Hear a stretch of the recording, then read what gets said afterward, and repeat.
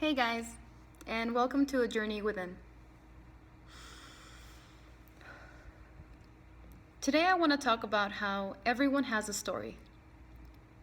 When I say that everyone has a story, what I mean is everyone has an internal conversation going on at every moment of the day about themselves.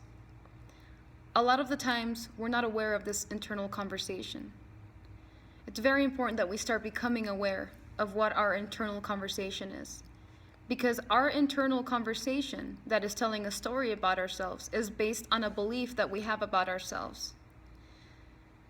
We have good beliefs and bad beliefs that we have about ourselves, conscious and subconscious. We obtain them ever since we've been young, through experiences that we had with people or simply by just believing what someone else said about us. If you want to change what is going on in your life right now, your beliefs about yourself have to change. But how can you change something that you're not aware of? How can you change the beliefs that are hurting you if you are not aware of what beliefs you have about yourself subconsciously that may be limiting you from your true potential?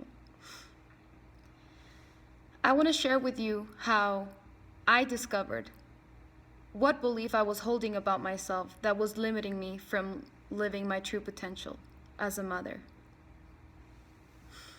I became a mother at a young age. I was 17 years old. At that time, I was very unsure about how to be a mom, and I wasn't sure if I was even doing it correctly. When my son was very young, I chose to leave the father of my son. And during that time, he would tell me things like, when he grows up, I'm going to tell him that it's your fault that our family is not together. He would also say things like, you chose to go dancing instead of watching your son. And he would continue to say certain things that I interpreted as, I'm a horrible mom, or I'm being a bad mom. I wasn't becoming aware that I was actually choosing to start believing that about myself. So what I would ask myself is, why does the father of my son call me to insult me about everything that I do wrong with my son? And why does it affect me so much? I also started asking myself, why does my son disrespect me? And why do I feel like I can't stand up for myself to him? Every time that I saw him sad, my son, I would think, hurry, I have to do something fast to make him happy so that I could become a good mom.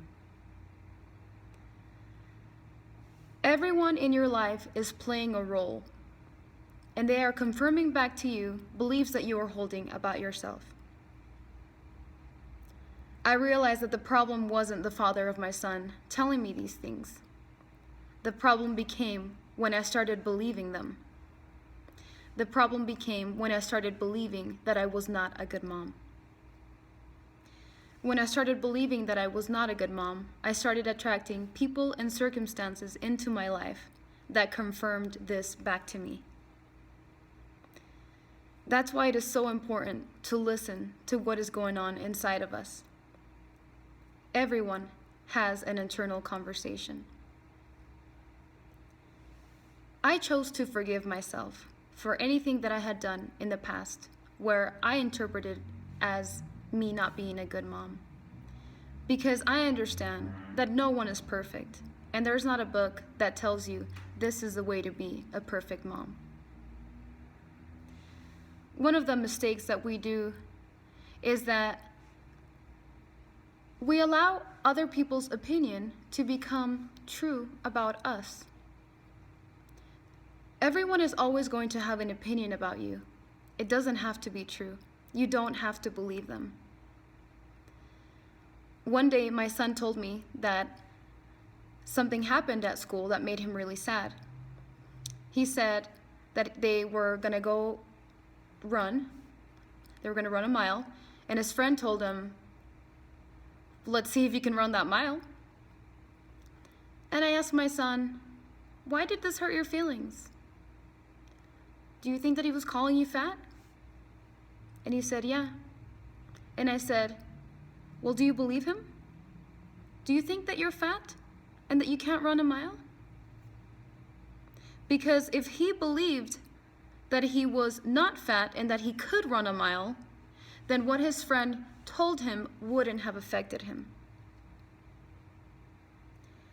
What you believe about yourself is going to dictate what conversation you're going to have inside your head, which will attract the people and circumstances that will come into your life. If you want the circumstances and the experiences in your life to change, your story has to change. Your internal conversation about yourself has to change. How do you change it? Start becoming aware of your thoughts.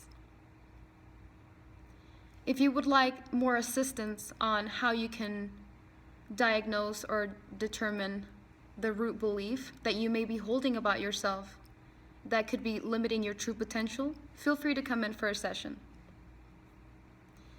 Love yourself, forgive yourself, and listen to your internal conversation. Thank you, and have a good day.